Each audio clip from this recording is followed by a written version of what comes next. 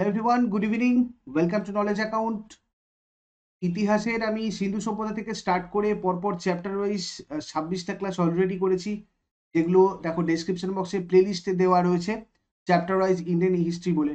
তো আজকে আমরা 27 নম্বর করব এবং এই চ্যাপ্টারে আমরা আজকে যে জায়গাগুলো থেকে ইম্পর্টেন্ট পয়েন্টগুলো দেখব অবজেক্টিভ এক্সামের জন্য: ইলিয়াস শাহী বংশ, হোসেন শাহী বংশ, বিজয়নগর সাম্রাজ্য, যার মধ্যে আরবিডুটা আসবে, বাউমনি রাজ্য, এছাড়া আরো অনেক কিছু এর মধ্যে অন্তর্গত।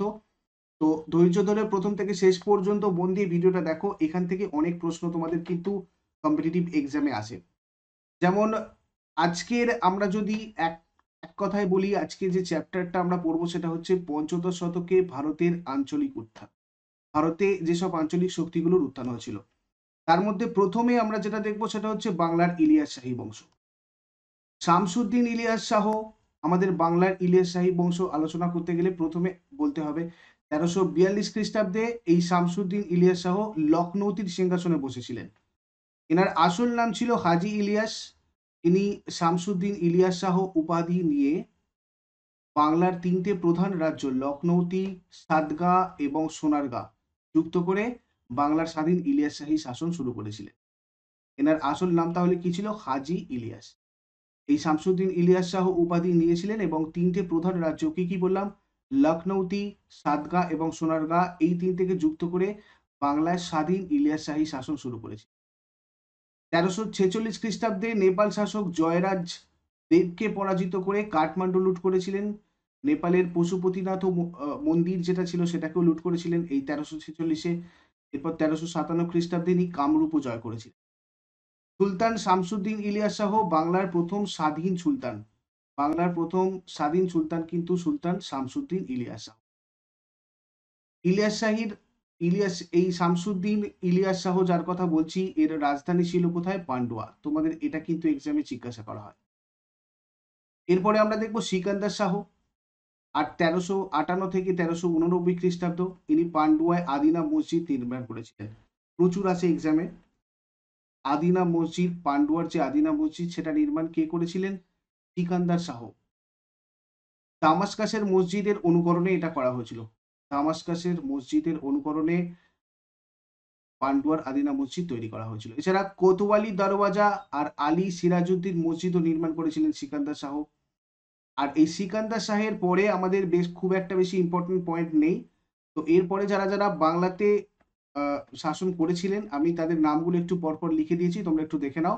বাংলার পরবর্তী শাসক গিয়াসউদ্দিন আজম শাহ, সৈফুদ্দিন হাজমা শাহ, শিয়াবুদ্দিন বায়াজিদ, আলাউদ্দিন ফিরোজ শাহ, রাজা গণেশ, মোহাম্মদ শাহ, শামসুদ্দিন আহমদ শাহ, নাসিরুদ্দিন মাহমুদ শাহ, রুকনুদ্দিন বরবক শাহ, শামসুদ্দিন ইউসুফ শাহ।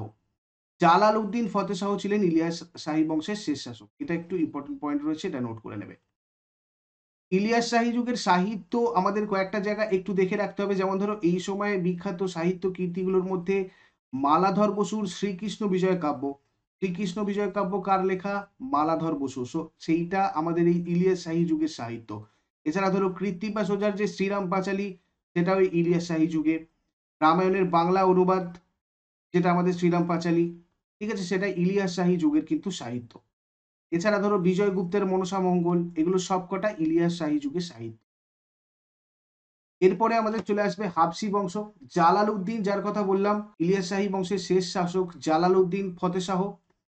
তো এই জালাল উদ্দিন ফতেহ শাহর পর বাংলার সিংহাসনে বসেছিলেন হাবসি সৈফুদ্দিন ফিরোজ 1487 খ্রিস্টাব্দে। এরপরে নাসিরুদ্দিন মোহাম্মদ 1490। তারপর সিংহাসনে বসেন শামসুদ্দিন মুজফ্ফর শাহ 1491-এ। শামসুদ্দিন মুজফ্ফর শাহের প্রধানমন্ত্রী সৈয়দ হোসেন শামসুদ্দিনকে হত্যা করেন এবং সৈয়দ হোসেন আলাউদ্দিন হোসেন শাহ নাম নিয়ে বাংলার সিংহাসনে।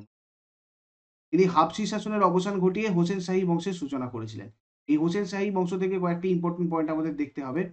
আর এই হাবশিদের শাসনকালকে বাংলার ইতিহাসের অন্ধকার যুগ বলা হয়। এটা তোমরা একটু নোট করে রাখবে, এটা মাঝে মাঝে জিজ্ঞাসা। বাংলার ইতিহাসে অন্ধকার যুগ বলা হয় এই হাবশিদের শাসনকালকে। এবার এই হাবশি কাদের বলে আমরা একটু দেখে নেব। দেখো, ইলিয়াস শাহী এবং হোসেন শাহী শাসনের মাঝে বাংলায় অবিসিনীয় শাসকেরা শাসন করেছিলেন। এরা আফ্রিকার আবিসিনিয়া থেকে এসেছিলেন, সেই জন্য এখানে আমি বললাম কি আবিসিনীয় শাসক। তো বাংলায় এদেরকেই অ্যাকচুয়ালি হাবশি বলা হয়। আর বাংলাতে 3 জন হাবেশি সুলতান রাজত্ব করেছিলেন। এ ব্যাপারে আমাদের আর ইন ডিটেইলস জানার কোনো দরকার নেই। এরপরে আমরা চলে যাব হোসেন শাহী বংশ। দেখো, হোসেন শাহী বংশের প্রতিষ্ঠাতা আলাউদ্দিন হোসেন শাহ। এটা প্রচুর আসে এক্সামে তোমাদের। এরপরে শেষ সুলতান যদি দেখি হোসেন শাহীর গিয়াসউদ্দিন মাহমুদ শাহ।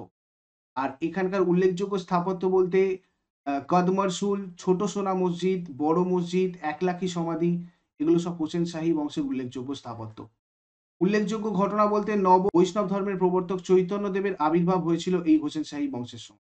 হোসেন শাহী আমলে চৈতন্যদেবের কিন্তু আবির্ভাব হয়েছিল, যেটা আমরা এর পরবর্তী চ্যাপ্টার যে ভক্তি আন্দোলন সেখানে তোমাদেরকে আরো ইন ডিটেলস করাবো, ভক্তি আন্দোলন, সুফি আন্দোলন। আলাউদ্দিন হোসেন শাহ রিলেটেড যে ইম্পর্টেন্ট পয়েন্টগুলো, 1493-তে ইনি সিংহাসনে বসেন। হোসেন শাহের উজির, তখন প্রধানমন্ত্রীদেরকে উজির বলা হতো, আর এই উজির ছিলেন গোপীনাথ বসু, আর প্রধান চিকিৎসক ছিলেন মুকুন্দ দাস। হোসেন শাহ ছিলেন চৈতন্যদেবের ভক্ত। হোসেন শাহ চৈতন্যদেবের ভক্ত ছিল, ইম্পর্টেন্ট পয়েন্ট। তার পরম ধর্ম সহিষ্ণুতার জন্য তাকে বাংলার আকবর বলা হয়। এটা তোমাদের প্রচুর আসে এক্সামে, বাংলার আকবর কাকে বলে? তো আলাউদ্দিন এই হোসেন শাহকে বলা হয় বাংলার আকবর। পরবর্তী শাসকগণের মধ্যে নসরত শাহ, গিয়াসউদ্দিন মাহমুদ শাহ, এই গিয়াসউদ্দিন মাহমুদ শাহ হোসেন শাহী বংশের শেষ শাসক ছিলেন। শের শাহের বাংলা আক্রমণের ফলে হোসেন শাহী বংশের পতন হয়েছিল। এখানে আর আমাদের ইম্পর্টেন্ট পয়েন্ট দরকার নেই কিছু। হোসেন শাহী যুগের সাহিত্য কয়েকটা আমাদের একটু দেখে রাখতে হবে, এগুলো তোমাদের চলে আসে মাঝে মাঝে। যেমন ধরো, কবীন্দ্র পরমেশ্বর এর পাণ্ডব বিজয় কথা নামে মহাভারতের একটা অংশ বাংলায় অনুবাদ হয়েছিল এই হোসেন শাহী যুগে।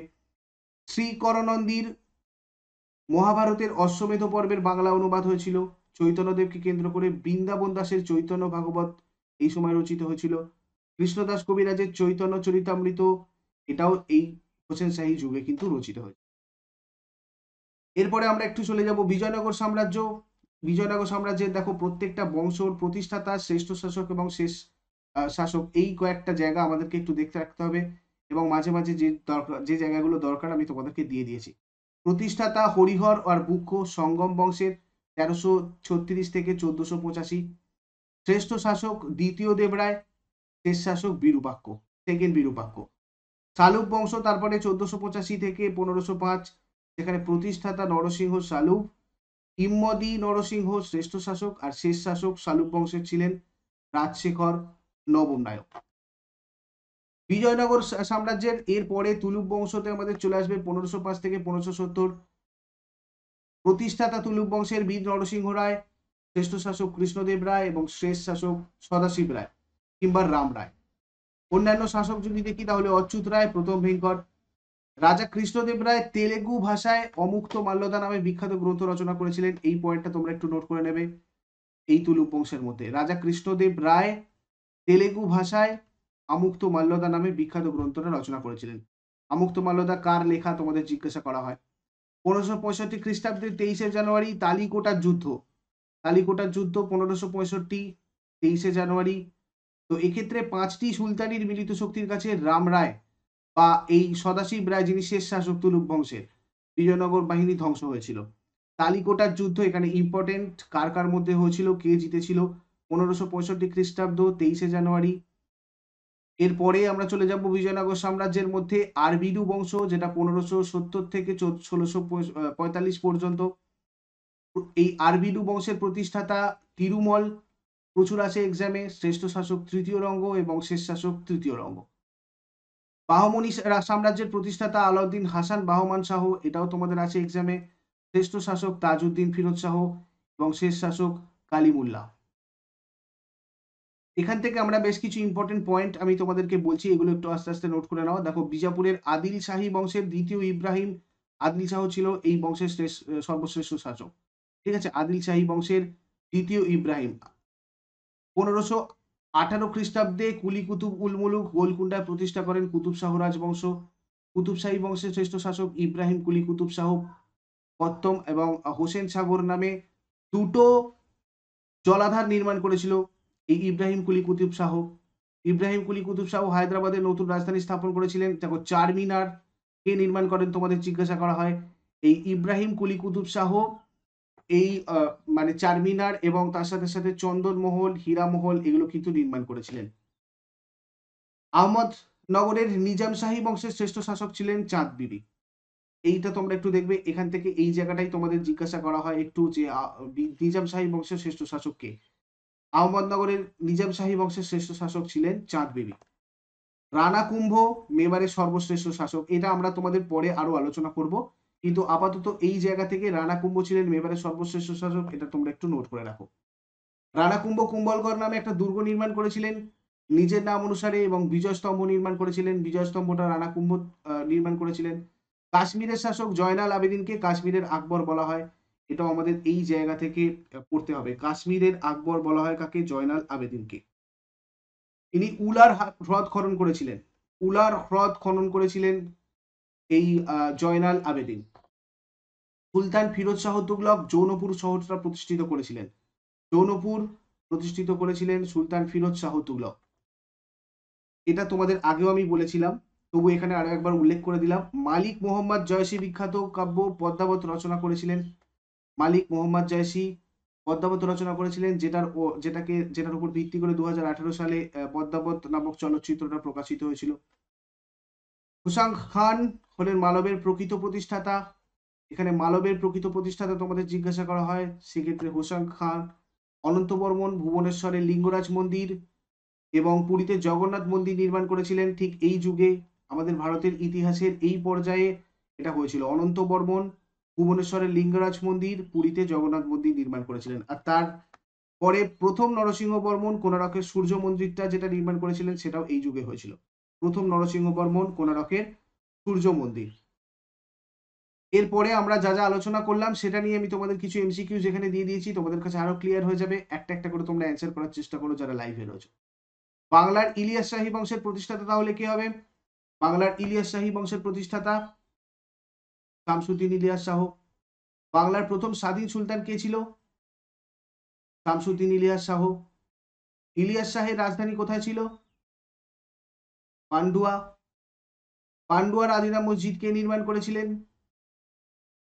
সিকান্দার শাহ। ইলিয়াস শাহী বংশের শেষ শাসক কে ছিলেন? জালালউদ্দিন ফতেহ শাহ।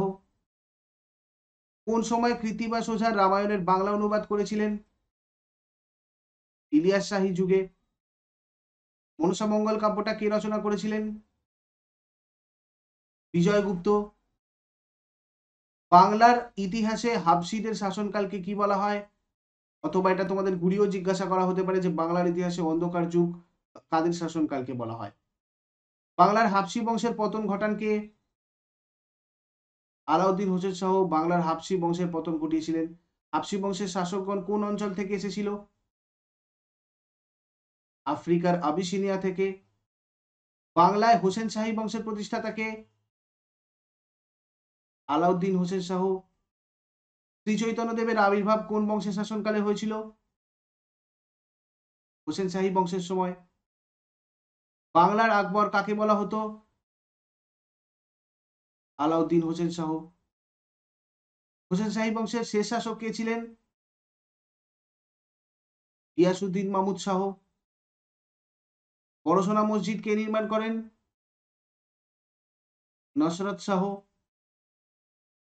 শ্রীমদ্ ভাগবতের বাংলা অনুবাদ কে করেছিলেন? মালাধর বসু। শ্রী চৈতন্য চরিতামৃত গ্রন্থটির লেখক কে ছিলেন? কৃষ্ণদাস কবিরাজ। শ্রীকৃষ্ণ কীর্তন কাব্যটি কে লিখেছেন? বড়ু চণ্ডীদাস। কে হোসেন শাহী বংশের পতন ঘটান? শেরশাহ সূরি।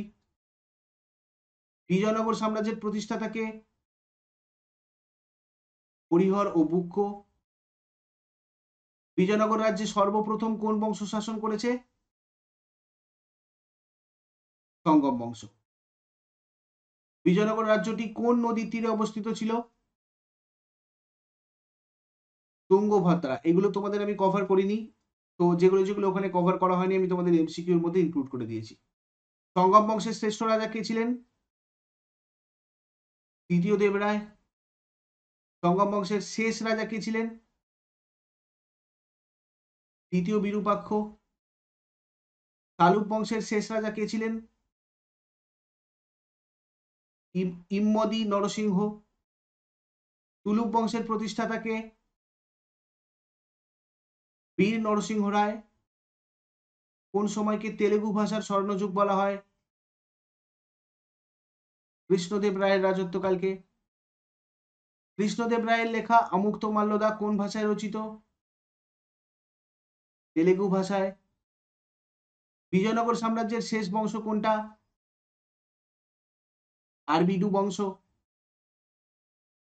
তালিকোটার যুদ্ধ কবে হয়েছিল? 1565 সালের 23শে জানুয়ারি। বাহুমনি সাম্রাজ্যের প্রতিষ্ঠাতা কে ছিলেন? আলাউদ্দিন হাসান বাহমন শাহ। পত্তম ও হোসেন শাহ নামক দুটি জলাধার কে নির্মাণ করেছিলেন? ইব্রাহিম কুতুব শাহ। কে চারমিনার নির্মাণ করেন? চারমিনার নির্মাণ করেছিলেন কুলি কুতুব শাহ। মেবারের সর্বশ্রেষ্ঠ শাসক কে ছিলেন? এই প্রশ্নটার অ্যান্সার তোমরা আমাকে কমেন্ট বক্সে জানাও। আর এর সাথে সাথে আমাদের পঞ্চদশ শতকে ভারতের আঞ্চলিক উত্থান সম্পর্কিত যা যা ইম্পর্টেন্ট পয়েন্ট আলোচনা করার ছিল আমি তোমাদের করলাম। এরপরে আমরা ভক্তি আন্দোলন করব। এটা নেক্সট যেদিন আমাদের হিস্ট্রি ক্লাস হবে সেদিনকে তোমাদের ভক্তি আন্দোলনটা এবং তারপর সুফি আন্দোলন, তারপরে আমরা মোগল সাম্রাজ্য ঢুকবো। তো ভিডিওটা ইউজফুল বলে মনে হলে অবশ্যই একটা লাইক আর বন্ধুদের সাথে শেয়ার করে দাও। যারা নতুন রয়েছে চ্যানেলটাকে সাবস্ক্রাইব করে নাও নেক্সট ক্লাসগুলোর নোটিফিকেশন ঠিকঠাকভাবে পাওয়ার জন্য। অল নোটিফিকেশন ক্লিক করে রাখবে বেল আইকনটা ক্লিক করার পরে। আর তোমরা যদি চ্যাপ্টার ওয়াইজ হিস্ট্রির প্লেলিস্টটা চাও ডিসক্রিপশন বক্সে দেখো, ভিডিওটার টাইটেলটার উপর ক্লিক করে নাও, ওখানে পেয়ে যাবে চ্যাপ্টার ওয়াইজ ইন্ডিয়ান হিস্ট্রি। এছাড়া আমি ফিজিক্স বায়োলজি যা যা তোমাদের জেনারেল স্টাডিজের চ্যাপ্টার ওয়াইজ ক্লাস করেছি সব কিছুরই লিঙ্ক রয়েছে। ম্যাথ রিজনিং এরও তোমাদের চ্যাপ্টার ওয়াইজ আমি প্রায় 80% কভার করে দিয়েছি এবং সেগুলো তোমরা সবকিছুটাই ডেসক্রিপশন বক্সে পেয়ে যাবে। ইম্পর্টেন্ট পিডিএফ বা স্টাডি মেটেরিয়াল লিঙ্ক তোমরা ডেসক্রিপশন বক্সেও পেতে পারো, বা আমাদের নলেজ অ্যাকাউন্ট অ্যাপ যেটা লিঙ্ক ডেসক্রিপশন বক্সে রয়েছে সেখানেও তোমরা পিডিএফ গুলো পেয়ে যাবে। Thank you so much. দেখা হচ্ছে আবার কালকে সকাল 6টার ডেলি কারেন্ট অ্যাফেয়ার্স ক্লাস।